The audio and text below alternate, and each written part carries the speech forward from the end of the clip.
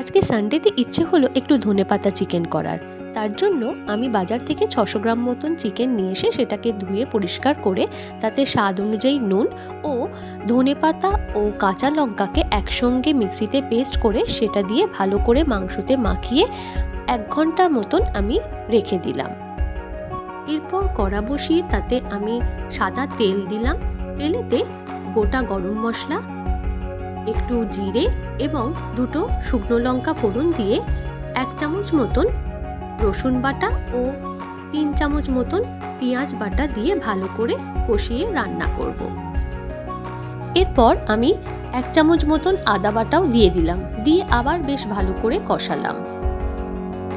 আদা পেঁয়াজ রসুনটাকে ভালো করে কষিয়ে নিয়ে আমি এরপর ম্যারিনেট করা চিকেনটা দিয়ে বেশ খানিকক্ষণ ধরে কষিয়ে রান্না করব।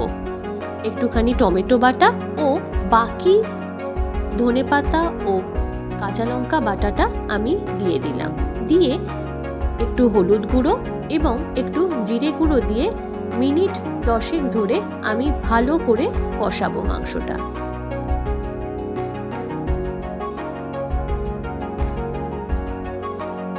মিনিট 10 ধরে আমি মাংসটা ভালো করে কষিয়ে তারপর তাতে আমি একটুখানি স্বাদ অনুযায়ী চিনি দিয়ে দিলাম।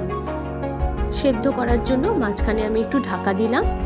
যখন মাংসটা বেশ সেদ্ধ হয়ে যাবে তখন আমি ওপর থেকে গরম মশলা ও সামান্য ঘি ছড়িয়ে আমি এটাকে পরিবেশন করে দেব।